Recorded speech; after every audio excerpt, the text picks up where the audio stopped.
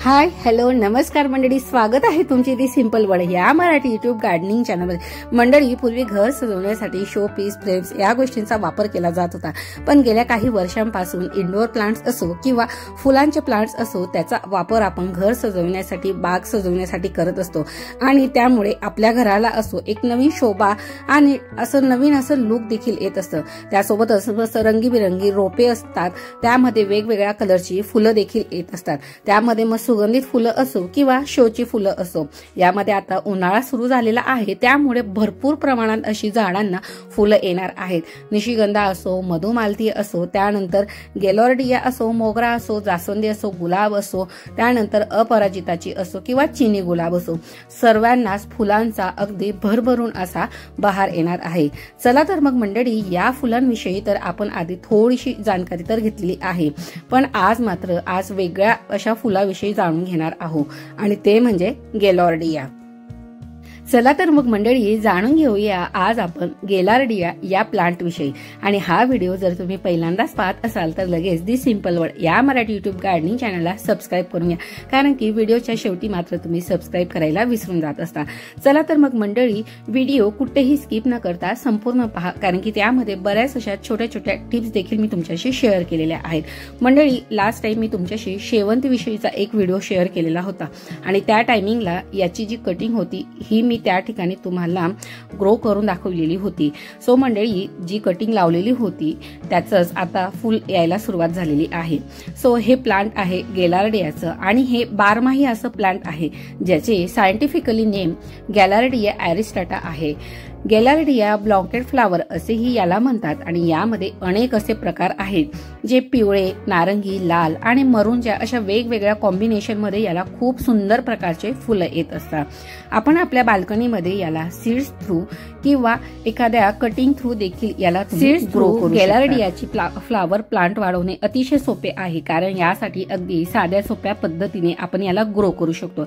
आता आपण जाणून घेऊया की याला लागणारी माती आणि याला फुलंही कुठल्या महिन्यात येत असतात, त्याचप्रमाणे कटिंग थ्रू हे ग्रो होतं किंवा नाही।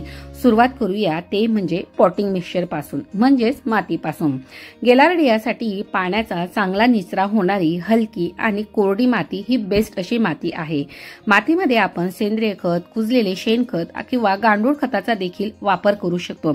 या प्लांट्सला 20 ते 30 डिग्री दरम्यानचे जर टेम्परेचर असलं तर ते यासाठी बेस्ट असते आणि यासाठी तुम्ही 10 ते 12 इंचची कुंडी किंवा यासाठी ग्रो बॅगचा देखील वापर करू शकतात। मंडळी, गेलार्डिया प्लांट सीड्स थ्रू ग्रो करणं अतिशय सोपं आहे। तुम्ही या ठिकाणी पाहू शकतात, हे जे काही ब्लॅक कलरचे सीड्स आहेत ते ड्राय झालेल्या फ्लावर पासून तयार केलेले आहेत। ज्यावेळेस प्लांटला अशा प्रकारचे फ्लावर्स येतात, काही दिवसांनी ते ड्राय होतात, त्यानंतर आपण त्यांमधून अशा प्रकारच्या सीड्स काढू शकतो। सो ज्यावेळेस तुम्हाला सीड्स थ्रू याला ग्रो करायचं असतं, त्यावेळेस तुम्ही कुंडीमध्ये अशा प्रकारे वेल ड्रेन सॉइल पॉटिंग मिक्सचर घेऊन घ्यायचं आहे। तुम्ही यासाठी अगदी डिस्पोजेबल ग्लास असो किंवा छोटीशी कुंडी असो किंवा त्याऐवजी तुम्ही प्लास्टिक कंटेनरचा देखील वापर करू शकतात। त्यामध्ये अशा प्रकारे सीड्स टाकून घ्यायच्या आहेत आणि त्यावर पुन्हा एक लेअर आपल्याला कोकोपीटची टाकून घ्यायची आहे आणि नंतर त्यांना सावलीच्या जागी ठेवून द्यायचं आहे 7 ते 8 दिवसांसाठी। त्यानंतर वेळोवेळी पाणी दिल्यानंतर अगदी छोटी छोटी अशी गेलार्डियाची रोपे त्या ठिकाणी तयार होत असतात। ज्यानंतर व्यवस्थित प्रकारे रोपे तयार झाली आणि रोपांची वाढ चांगल्या प्रकारे व्हायला लागली की त्यानंतर तुम्ही त्यांना मोठ्या कुंडीमध्ये देखील शिफ्ट करू शकता आणि त्यानंतर या प्लांट्सला सनलाईटची आवश्यकता असते।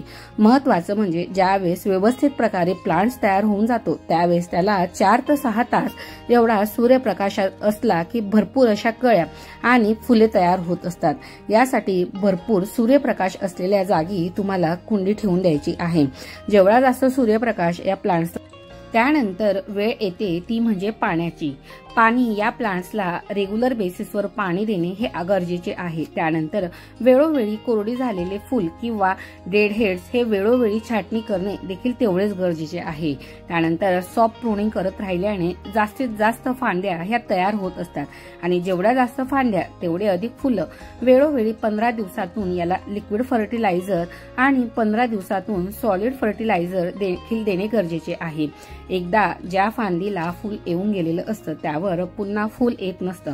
सो त्यावेळेस आपण वेळच्या वेळी फ्लावर हे प्लांट्स वरून काढून टाकायला हवे. त्यानंतर तिथून पुन्हा नवीन फांद्यांची ग्रो व्हायला सुरुवात होत असते आणि फूल जे असतात हे काढलेले फूल्स आपण त्यांना उन्हामध्ये व्यवस्थित वाळून घ्यायचे आहे आणि त्यांच्या थ्रू आपण सीड्स देखील कलेक्ट करून ठेवायचे आहे, जेणेकरून पुढच्या सीझनमध्ये आपण भरपूर असे गेलार्डियाचे प्लांट्स जे आहे ते घरच्या घरी तयार करू शकू आणि भरपूर असे फुलं त्यापासून घेऊ शकू. सो तुम्ही पाहू शकता ही एकच प्लांट आहे आणि याच्या वेगवेगळ्या ब्रांचेस तयार झालेल्या आहेत आणि त्यांवर भरपूर अशा कळ्या देखील आलेल्या आहेत. त्यानंतर भरपूर असं याला पुन्हा फुलं देखील येणार आहेत आणि ज्या ठिकाणाहून आपण यांच्या ब्रांचेस कट केलेल्या होत्या त्या ठिकाणी मात्र मी फंगीसाइड लावून घेतलेली होती, जेणेकरून कुठलाही इन्सेक्ट असो किंवा फंगस अटॅक जो असतो तो या कट झालेल्या भागातून त्यामध्ये जाणार नाही आणि झाड हे खराब होणार नाही. आता वळूया ते म्हणजे लिक्विड फर्टिलायझर्सकडे. मंडळी, याला भरपूर असं चांगलं किंवा स्पेसिफिक असं लिक्विड फर्टिलायझरची गरज नसते, पण वेळोवेळी मात्र जर तुम्ही याला फर्टिलायझर दिलं तर ते छान प्रकारे ग्रो करत असतं आणि भरपूर असे फुलं देत असतात. सो आज आपण याला तुरटीचं फर्टिलायझर देणार आहे. अगदी छोटासा असा. मंडळी, तुरटी म्हणजे फिटकरी किंवा ॲलम देखील याला म्हणत असतात. तुरटी हे एक संयुग आहे ज्यामध्ये ॲल्युमिनियम, पोटॅशियम आहे. तसेच ॲल्युमिनियम, पोटॅशियम सल्फेट हे फंगस विरोधी आणि बॅक्टेरियल इन्फेक्शन कमी करण्यास देखील मदत करत असतात. याशिवाय तुरटीचा उग्र वासामुळे रोपांना बुरशी लागणे किंवा किड्यांनी रोप पोखरणे जे काही प्रकार असतात तो देखील याने त्रास कमी होत असतो. तुरटीचा फायदा होण्याचं कारण म्हणजेच मातीचे सुद्धा दोन प्रकार असतात. एक म्हणजे ऍसिडिक आणि एक असते अल्कलाइन माती, म्हणजे क्षारयुक्त माती आणि आम्लयुक्त माती. जेव्हा यातील कोणताही गुणधर्म हा कमी जास्त होतो तेव्हा त्याचा प्रभाव हा रोपांच्या वाढीवर दिसून येत असतो आणि हे टाळण्यासाठी मातीचा पीएच लेवल योग्य असणे आवश्यक असते. त्यासाठीच आपण या ठिकाणी तुरटीची मदत घेऊ शकतो, पण तुरटी देखील ही योग्य प्रमाणातच वापरायला हवी, अन्यथा फायद्यापेक्षा नुकसानच जास्त होईल. आपण या ठिकाणी मी 1 ग्लास पाण्यामध्ये अगदी छोटासा तुरटीचा जो तुकडा होता तो या ठिकाणी फिरवून घेतलेला होता. काही लोक तुरटीचा खडा हा जमिनीत होल करून दाबून देतात, पण ती पद्धत ही अतिशय चुकी आहे. त्याने रोपांची पाने किंवा मुळं ही जळू शकतात, म्हणून डायरेक्ट वापर कधीच करू नये. आपण महिन्यातून किमान एकदा हा उपाय करू शकतो किंवा 2 लिटर पाण्यामध्ये आपल्याला तुरटीचा खडा हा 10 ते 15 वेळेस फिरवून घ्यायचा आहे आणि अशा प्रकारे फिरवून घेतलेलं पाणी तुम्ही झाडांना देखील स्प्रे करू शकतात. सो मंडळी, अशा प्रकारे अगदी साध्या सोप्या आणि अगदी कमी खर्चिक असं लिक्विड फर्टिलायझर आपण झाडाला देऊन घेतलेलं आहे आणि त्याचा रिझल्ट मात्र तुमच्या डोळ्यासमोर आहे. तुम्ही पाहू शकतात की झाडाला भरपूर अशा कळ्या देखील तयार झालेल्या आहेत आणि फुलं देखील दर आठवड्याला या ठिकाणी येत आहेत. सो मंडळी, आजची ही माहिती तुम्हाला कशी वाटली मला कमेंट सेक्शन मध्ये मात्र लिहायला अजिबात कंजूसी करू नका आणि हा व्हिडिओ जर पहिल्यांदाच पाहत असाल तर लगेच दी सिंपल वर्ड या मराठी युट्यूब गार्डनिंग चॅनलला सबस्क्राईब करून घ्या. त्यासमोरील बेल आयकॉन आणि त्यासमोरील ऑलचा ऑप्शन सिलेक्ट करा, जेणेकरून येणारा पुढचा गार्डनिंगचा व्हिडिओ तुम्ही मिस करणार नाही, कारण की असेच नवनवीन आणि माहितीपूर्वक गार्डनिंगचे व्हिडिओ मी तुमच्यासाठी मराठीतून घेऊन येत असते. चला तर मग मंडळी, भेटूया पुन्हा एका नवीन आणि माहितीपूर्वक व्हिडिओमध्ये. तोपर्यंत